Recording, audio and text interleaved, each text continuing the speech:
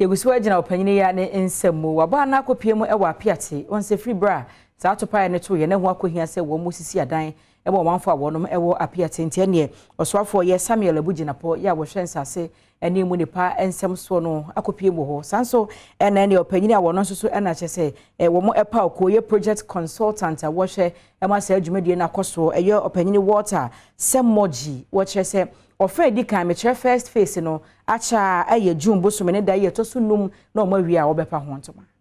ebra wo swafo wo hwensa sinimu adodode so Samuel Abuginapo ekwa pro ewa Appiatse ya wo hwe de na masiko ewo ho na project consultant ora wo tasemoji echichi mu se Appiatse community reconstruction efa di kan no aye ohumu boso bi de to so enum die na wawie ya se ye kasa die wawie edankora aduonu nan mu hamuchichemu aduasa enchemu sei enwode etudwa